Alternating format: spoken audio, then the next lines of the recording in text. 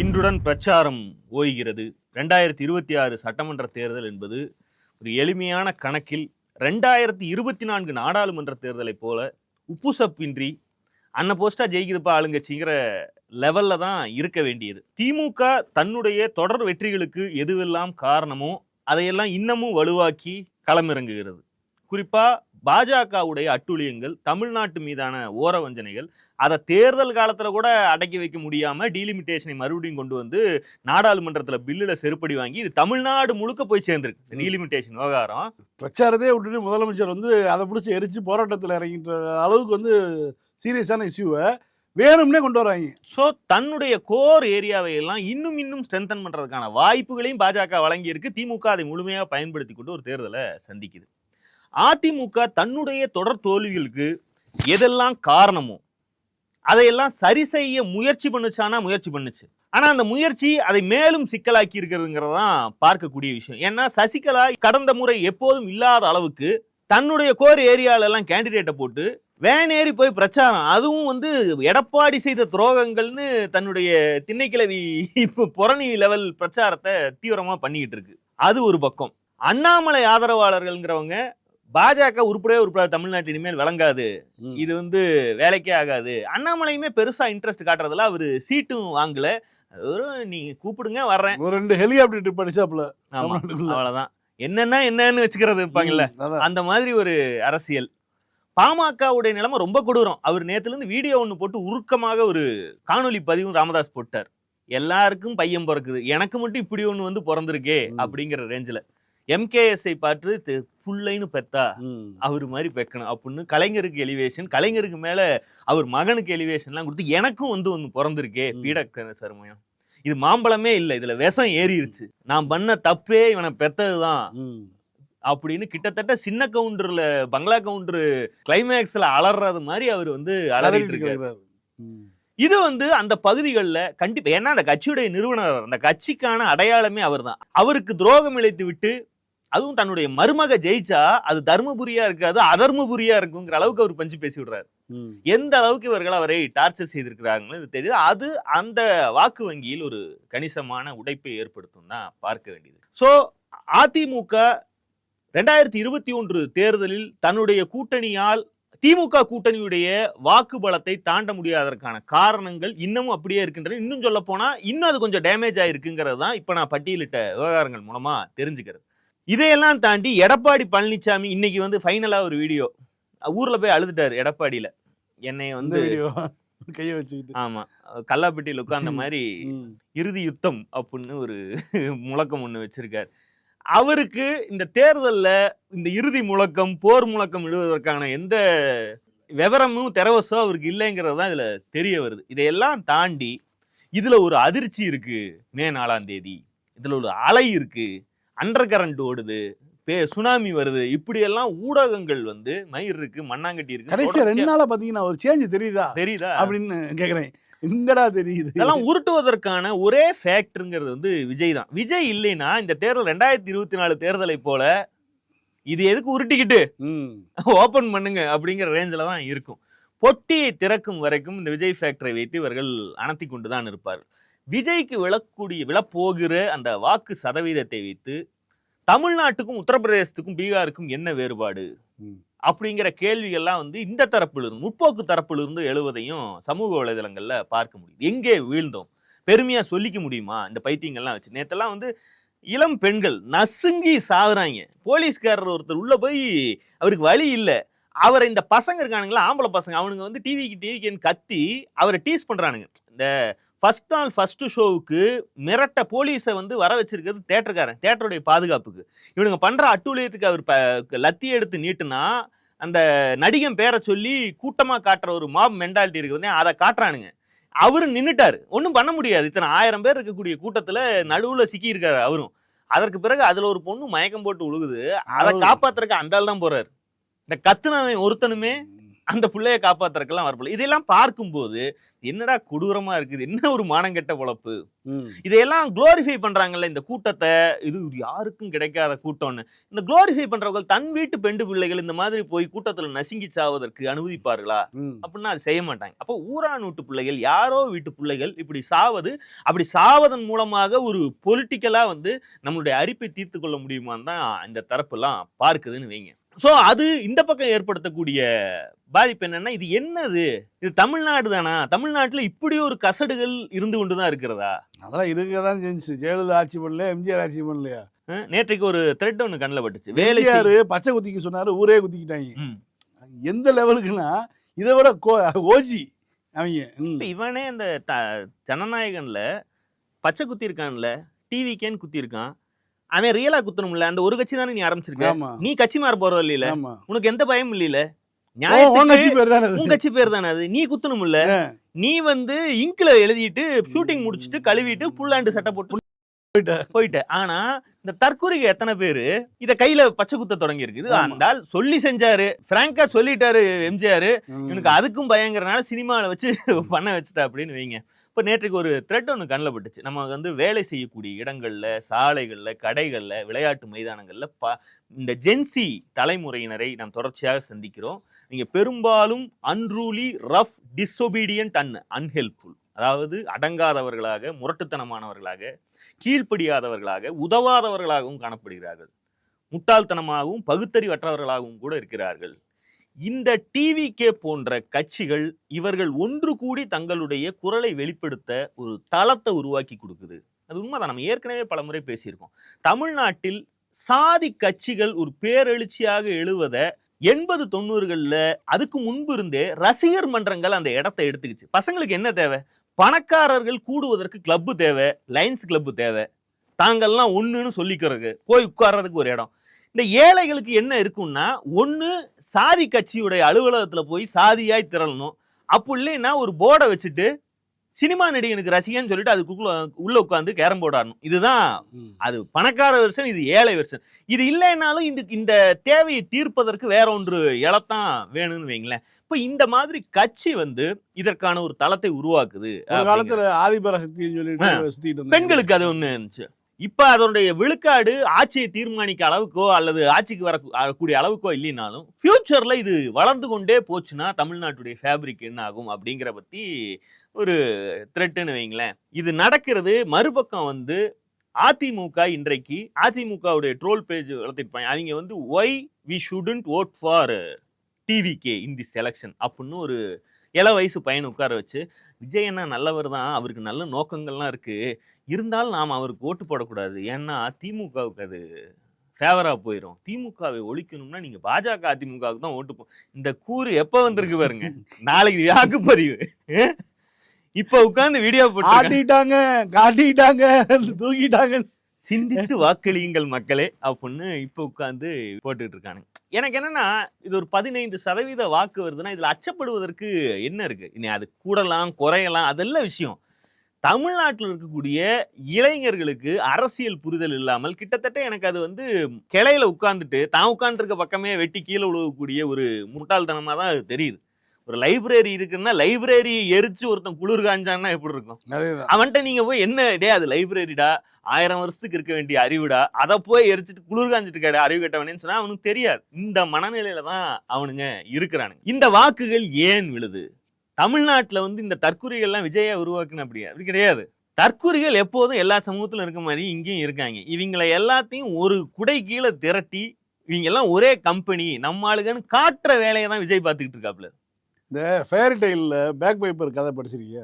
Fairy டெய்லில் இருக்கும். அதாவது ஒரு ஊருக்கு வந்து அந்த பேக் பைப்பர் வருவான், பின்னாடியே இந்த பசங்க. ஆமாம், நான் அதாவது ஃபஸ்ட்டு வந்து அந்த ஊரில் இருக்கக்கூடிய எலியெல்லாம் கொண்டு போய் நான் தேம்ஸ் நதியில் விட்டுறேன், அதனால் வந்து எனக்கு ஊர் இத்தனை பவுண்டுக்கு காசு கொடுவேன்னு சொல்லி கேட்டேன். ஊர் பணக்காரங்க பூரா சரி ஜெயிப்பா அப்படின்னா இவன் நான் அந்த ஒரு டியூன் வாசிப்பான். அதுக்கு வீட்டில் இருக்க எலியை பூரா வந்து பின்னாடியே வந்துடும், நதியில் கொண்டு போய் விட்டு வந்துடுவான். விட்டுட்டு வந்து காசு கேட்டால் தரமாட்டாங்க. அப்போ இப்போ என்ன பண்ணுறேன் பாருன்னு சொல்லி இன்னொரு டியூன் வாசிப்பான். அவன் வீட்டு பிள்ளைய பூரா அவன் பின்னாடி போக ஆரம்பிச்சிடும். அவன் அதுக்கப்புறம் அவன் கேட்டதை விட 10 மணிக்கு காசு கொடுத்து பிள்ளைய கூட்டி போவாங்க. அது மாதிரி கதை தான் வந்து இவன் பண்ணிட்டு இருக்கான். தமிழ்நாட்டில் அரசியல் புரிதல் உள்ளவர்களுக்கு, அதாவது அது நல்ல அரசியலா இருக்கலாம், கெட்ட அரசியலா இருக்கலாம், முற்போக்கு அரசியலா இருக்கலாம், வலதுசாரி சாதி வெறி அரசியலா கூட இருக்கலாம். ஆனால் அரசியலை அரசியலாக பார்த்து அணுகக்கூடிய மூளை உள்ளவர்களுக்கு தமிழ்நாட்டுல திமுக, அதிமுக, பாஜக, காங்கிரஸ், விசிகன்னு எத்தனையோ கட்சிகள் இருக்கு. ஆனா தற்குறி முட்டாள்களுக்கு ஒரே ஒரு கட்சி தான் இருக்கு. அதனால இது நீங்க மொத்தமும் ஒன்னா திரண்டு முயலாம கதை மாதிரி ஒன்று யோசிக்கிறவனுக்கு தான்டா பல ஆப்ஷனு. இந்த பைத்தியங்களுக்கு ஒரே ஒரு ஆப்ஷன் தானேங்கிற மாதிரியான ஒரு திரட்சி நடக்கிறதோங்கிற அச்சம் தான் இவர்களுடைய முதல் அச்சமா இருக்கு. ஆனா அதுவும் உண்மை இல்ல. தற்குறிகளுக்கு இப்பவும் நாத்தாக்க, அதிமுக, பாஜகன்னு அந்தந்த லெவல்ல அந்த தற்குறி ஸ்பெக்ட்ரம் உடைய வெவ்வேறு லெவல்ல இருப்பவர்களுக்கு ஒரு வேலையை, ஒரு இடத்தை அந்த கட்சிகள் கொடுத்துட்டு தான் இருக்குங்க. இதெல்லாம் தாண்டி இன்னொரு நாய்ஸ் ஒன்று இருக்கு. இப்ப கிரிக்கெட்ல 80 மீட்டருக்கு அடிச்சாலும் 6 தான். ஒரு பயங்கரமான பலசாலி ஒருத்தன் வந்து 130 மீட்டருக்கு அடிச்சானாலும் அது 6 தான். ஆனா அந்த 130 மீட்டர் 6 இருக்குல்ல, அது மிகப்பெரிய நாய்ஸ் உருவாக்கும். என்னமா அடிச்சு ஸ்டேடியத்தை விட்டு வெளியே போயிருச்சு. ஆனால் அதற்கும் 6 ரன் தான் கொடுக்க போறாங்க. இந்த கட்சி புதிதாக வரக்கூடிய கட்சி, அது நடிகனுடைய கட்சி. அந்த நடிகனை வந்து தன்னுடைய உயிரா இவங்க பாக்குறாங்க. அவனுக்காக சாவ கூட ரெடியா இருக்காங்கன்னா, எந்த ஒரு தலைவனும் உலகத்துல வந்து உயிரை கொடுக்குற அளவுக்கான தலைவன் யாருமே கிடையாது. இவனுக்கு கொடுக்கறதுக்கு தயாரா இருக்காங்கிறதுக்காக அந்த ஓட்டு வந்து 10 ஓட்டா கணக்கில் ஏற போறது கிடையாது. அமைதியா உட்கார்ந்து இருக்கக்கூடிய ஒரு பெரியவர் எந்த ஆர்ப்பாட்டத்திலையும் கலந்து கொள்ளாமல் நேரா வாக்குச்சாவடிக்கு போய் ஓட்டு போடக்கூடிய ஓட்டும் ஒரு ஓட்டு தான். நீ விஜய்க்காக உயிரையே கொடுத்து புள்ள செத்து போச்சு, விஜய் கிட்ட பார்த்தேன்னு ஒருத்தி சொன்னா பாத்தீங்களா, அவ போய் கொடுத்தா அவ செத்த புள்ளைக்கும் சேர்த்தா ஓட்டு போட போறா. உனக்கும் ஒரே ஒரு ஓட்டு தான். ஆனா இது கொடுக்கக்கூடிய நாய்ஸ் வந்து இந்த ஊடகங்களுக்கு இந்த தோற்றத்தை உருவாக்கும். இப்படி ஒரு கூட்டம், உயிரை கொடுக்கக்கூடிய கூட்டம் யாருக்கு கூடும்? இந்த நாய்ஸ் தான் இவர்களுக்கெல்லாம் வந்து ஊடகங்களுக்கு இந்த தேர்தலை வந்து இன்னும் பரபரப்பாக்கி கலர்ஃபுல் ஆயிருச்சு அப்படின்னு சொல்லுவதற்கான காரணம். இன்னொன்னு, புதுசா முடிமுளைச்சா தொட்டு தொட்டு பார்ப்பதுங்கிறது வந்து இளமையுடைய ஒரு அடையாளம். அதையும் நம்ம வந்து ஒன்றும் தப்பு சொல்லுவோம் முடியாது. முட்டாள்கள் எப்போதுமே இருப்பார்கள். அவங்கள ஒரு அறிவியக்கம் வந்து தன் பக்கம் கொண்டு வர்றது ரொம்ப கஷ்டம். இவர்களை வலதுசாரிகளோ அல்லது இந்த மாதிரி சினிமா நடிகர்களோ திரட்டி கொள்வது தான் வந்து எளிமையானது. அவர்களுக்கு 30-35 வயசு வந்து புத்தி வந்து வேற பக்கம் வர்றதுங்கிற நார்மல். ஆனா அது இளமையில இருக்கும்போது அவங்கள வலதுசாரிகள் திரட்டுவாங்க, சாதி வெறியர்கள் திரட்டுவாங்க. அப்படி இல்லாட்டினா ஒரு சினிமா நடிகை இதை விட ஈஸியா அவங்கள திரட்ட முடியும். இப்ப நாட்டுல வந்து 50 லட்சம் பைத்தியங்கள் இருக்கு அப்படின்னா 50 லட்சம் பைத்தியங்கள்ல விட்டுட்டு அடுத்த வேலையை பார்ப்போம், மத்ததை பேசுவோம் அப்படின்னு நம்மளால கடந்து போகவும் முடியாது. கடந்து போற சுலபம். ஆனா அரசியல்ங்கிறது அப்படி இயங்காது. இந்த 50 லட்சம் போகுது அப்படின்னு ஒரு வேலை தெரியுதுன்னு வைங்க. இந்த 50 லட்சமும் பைத்தியமாவே இருக்கிறதா, எதிர்காலத்துல பைத்தியத்துல இருந்து மீட் எடுத்து கொண்டு வரதா? ஒண்ணு இல்லைங்க. சீமான் 32 லட்சம் வாக்கு வாங்கினா 32 லட்சம் வாக்கு அங்க போகுதுன்னா இது யாருக்கு போயிருக்கு, இது முன்ன எங்க இருக்குங்கிற கோர்ஸ் கரெக்ஷன் தான் ரொம்ப முக்கியம். ஏன்னா இளம் பெண்கள், இளைஞர்கள் பாசறைன்னு அதிமுகவுக்குள்ளே இருந்த தமிழ் பிரைடு, சாதி பிரைடு, ஆண்ட சாதி பிரைடு எல்லாம் கலந்த ஒரு தரப்பு தான் அது. ஆமா, அது ஜெயலலிதாவுடைய மரணத்துக்கு பிறகு அதற்கு வேறொரு வழி தேடிதான் நாம் தமிழர் கட்சியாக மாறி இருக்கிறது.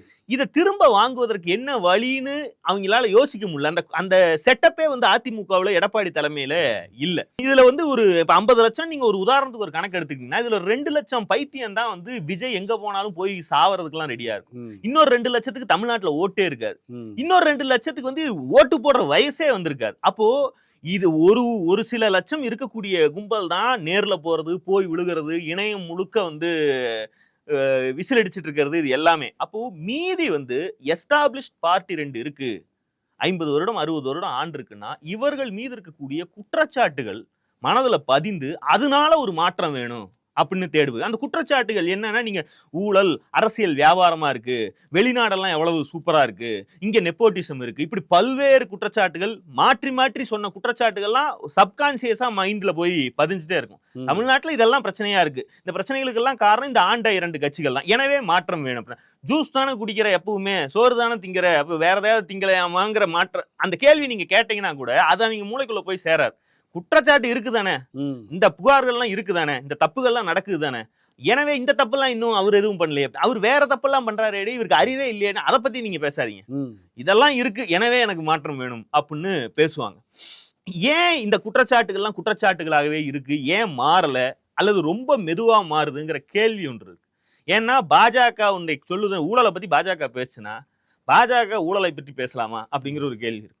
அதிமுகவுக்கு இதே மாதிரியான கேள்வி இருக்கு. பாஜக நெப்போட்டிசத்தை பற்றியும் பேச முடியாது, நாடு முழுக்க நெப்போட்டிசத்தை தான் அது வளர்த்தி எடுத்துட்டு வருது. இப்படி இருக்கக்கூடிய பிரச்சனைகள் எதையுமே ஆல்ரெடி ஆண்ட கட்சிகளால் அதை பேச முடியாத ஒரு சூழ்நிலை இருக்கனாலதான் அந்த ஸ்டேட்டஸ் கோ ஏதோ ஒரு இடத்துல மாறாம தொடர்ச்சியா வளர்ந்துட்டே இருக்கு. அது இந்த இளம் வாக்காளர்கள் மைண்ட்ல அது சொல்றதுக்கு ஒருத்தங்க வேணும் அப்படிங்கிற இடத்திலேயே வளர்ந்துட்டு இருக்கு.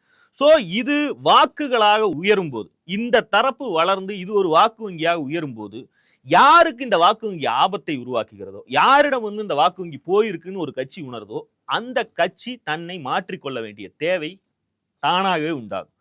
முட்டாள் விஜய் தான் தேர்ந்தெடுக்கக்கூடிய முட்டாள்கள் பெரும்பான்மையா இருந்தா அதுதான் ஜனநாயகம். ஜனநாயகம்ங்கிறது ஜனங்களை பிரதிநிதித்துவப்படுத்துறது தான்.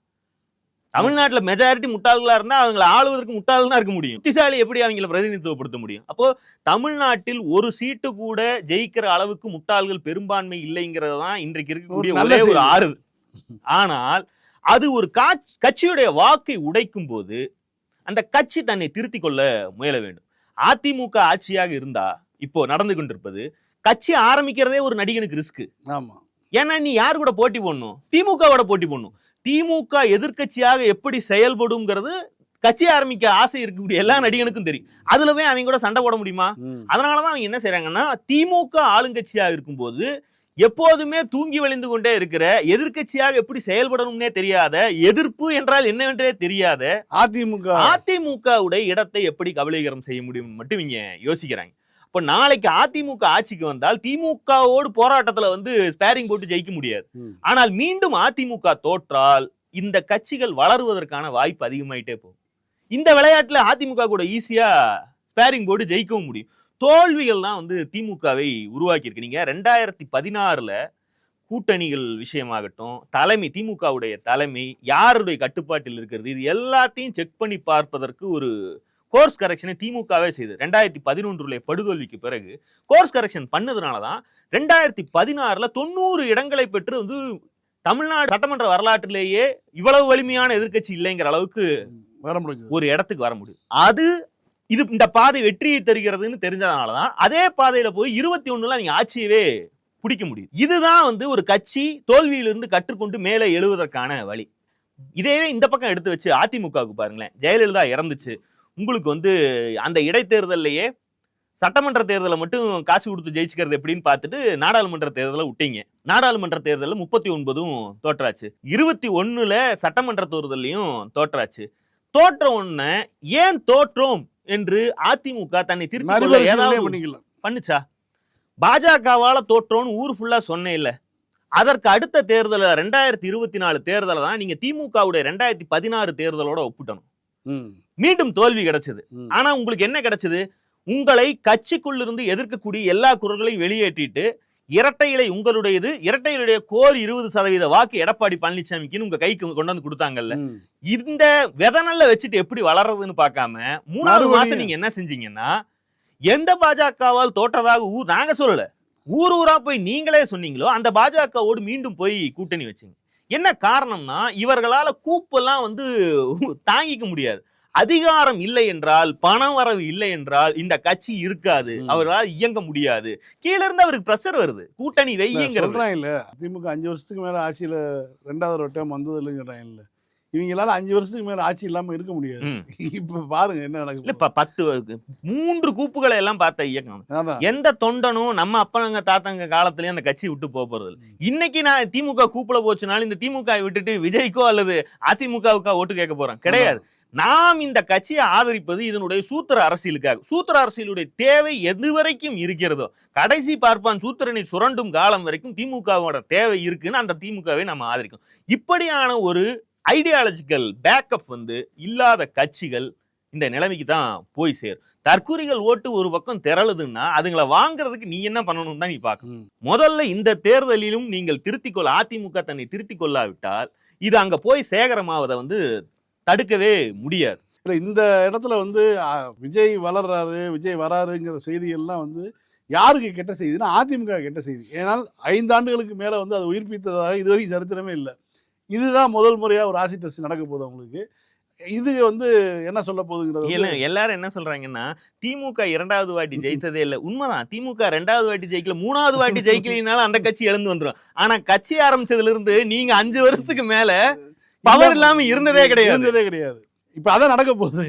எடப்பாடி பழனிசாமி இன்றைக்கு கடைசியாக ஒரு உரையெல்லாம் ஆட்டியிருக்காருல, அவர் கண்ணீர் விடுகிறார். அவர் வீடியோல தெரியக்கூடிய விரக்தி, நான் இவ்வளவு உழைப்பையும் போட்டுட்டேன்னா, இவரால் இந்த எதிர்ப்பு வாக்குகளை திமுகவுக்கு இவங்க 10% 15% ஒரு தற்கொலை வாங்குறதுங்க ஒரு பிரச்சனை இல்லை. ஆல்ரெடி திமுகவுக்கு எதிராக 35% வரைக்கும் வாக்கு வாங்கக்கூடிய கட்சிகள், கூட்டணிகள் தமிழ்நாட்டில் இருந்துட்டு தான் இருக்கு. திமுகவை ஒழிக்க வேண்டும், திமுகவுடைய அரசியல் எடுபடக்கூடாது, அதற்கு எதிரான அரசியல் வேண்டும், வலதுசாரி அரசியல் வேண்டும் நினைக்கக்கூடிய வாக்குகளுடைய எண்ணிக்கை 35% மேல இருக்கு. ஊடகங்கள் அதை தக்க வச்சுக்கிட்டே இருந்துட்டு தான் இருக்கு. அப்ப அதுல அச்சப்படுறதுக்கு ஒண்ணுமே, உண்மையில அச்சம் ஏற்படுத்தக்கூடியது அதுதான்.